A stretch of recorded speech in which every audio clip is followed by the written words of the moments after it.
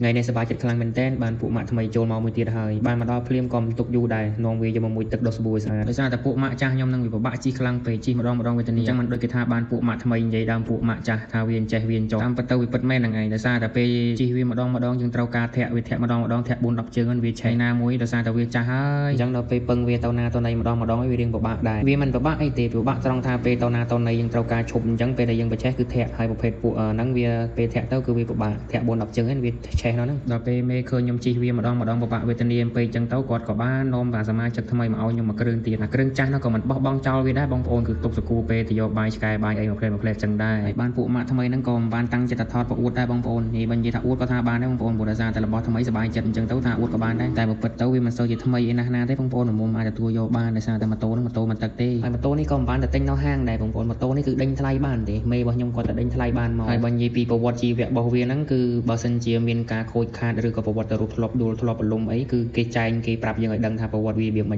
ញមកហើយប៉ុន្តែគឺគេអត់កែសភាពដើមវាទេបានមកយ៉ាងម៉េចគឺគេដាក់ដេញថ្លៃបែបហ្នឹងឯងជាក់ស្ដែងម៉ូតូមួយគ្រឿងនេះបើតាមកระดาษដែលគេទៅសេរៀបរាប់ប្រាប់មកគឺវាអត់ធ្លាប់មានប្រវត្តិបុកអត់ធ្លាប់មានប្រវត្តិដួលទេគឺគ្រាន់តែដាក់បញ្ឈរចោលទៅគឺវាលំខ្លួនឯងហើយបើនិយាយពីសភាពរបស់វាគឺវានៅស្អាតសឹងតែ80%តែម្ដងគឺគ្រាន់តែវាបាក់ដៃកន្លែងដៃកាន់ខាងឆ្វេងបន្តិចទេបងប្អូនហើយមានស្នាមស្កូតនៅខាងក្រោយក្រៅពីហ្នឹងគឺសភាពវានៅស្អាតទាំងអស់ហើយបើនិយាយពីគ្រឿងក្នុងវិញគឺអត់ធ្លាប់មានប្រវត្តិដោះអត់មានធ្លាប់មានប្រវត្តិផ្លាស់ប្ដូរអីទេបើនិយាយទៅគឺវាមួយអែមដែរណាបងប្អូនតម្លៃវាក៏សមរម្យដែរដេញថ្លៃបានមកបើនិយាយទៅសមតម្លៃនឹងការរងចាំអស់រយៈពេលកន្លះខែដែរព្រោះដោយសារតែខែដែលខ្ញុំរស់នៅហ្នឹងក្នុងមួយខែគឺគេមកដេញថ្លៃតែម្ដងទេគឺរយៈពេល1ថ្ងៃហើយពេលដែលទៅហ្នឹងក៏ខ្ញុំមិនបានទៅដែរក៏ដោយសារតែខ្ញុំរវល់ធ្វើការងារនៅឃ្លាំងជាប់ការងារនៅឃ្លាំងអញ្ចឹងទៅអត់បានទៅមេខ្ញុំគាត់អ្នកទៅខ្លួនឯងគាត់ទៅដេញថ្លៃនៅកន្លែងឃ្លាំងគេខ្ញុំនៅអង្គុយមើលឡាយខ្ញុំអត់បានដឹងថាគាត់ដេញថ្លៃបានមករបៀបណារបៀបណីទេបងប្អូនប៉ុន្តែដល់ពេលគាត់យកមកដល់គឺពេញចិត្តតែម្ដងទាំងពណ៌ទាំងរូបរាងគឺខ្ញុំស្រឡាញ់មែនទេហើយសម្រាប់ម៉ូតូមួយគ្រឿងនេះគឺ Wave ស៊េរី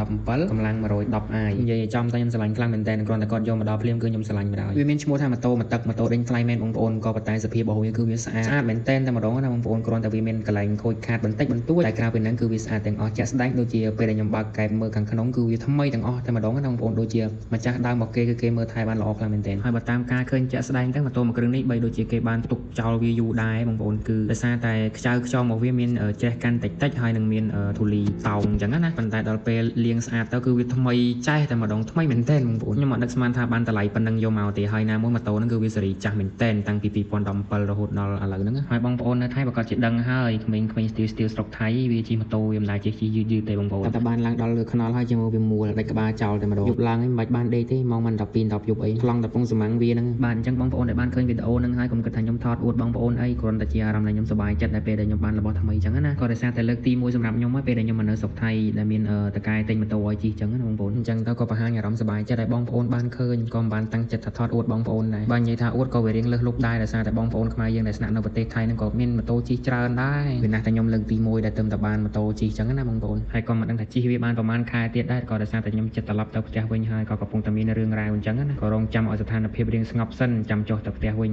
បាទឥឡូវបន្ទាប់ពីបាញ់ទឹកដុសសាប៊ូហើយក៏បានបាញ់ទឹកលាងជំរះវាជាលើកចុងក្រោយហើយក៏មិនបានថតដល់ពេលដែលខ្ញុំជូតសម្អាតវាដែរក៏ដោយសារតែបងនៅឡែមក៏ទេមកសួរសុខទុក្ខខ្ញុំអញ្ចឹងទៅក៏មិនបានថតបាទអញ្ចឹងវីដេអូយើងក៏បានឈានមកដល់ទីបញ្ចប់ហើយសម្រាប់វីដេអូមួយនេះបើសិនជាមានកន្លែងណាខុសឆ្គងអីក៏សូមបងប្អូនកុំប្រកាន់ខ្ញុំអីក៏ដោយសារតែខ្ញុំបង្ហាញអារម្មណ៍សប្បាយចិត្តទេណាបងប្អូនបាទអញ្ចឹងក៏សូមអរគុណខ្លាំងមែនទែនសម្រាប់បងប្អូនដែលបានទស្សនាវីដេអូមួយនេះពីដើមរហូតដល់ចប់អញ្ចឹងចាំជួបគ្នាជាមួយនឹងវីដេអូក្រោយអរគុណច្រើនបងប្អូនបាយបាយ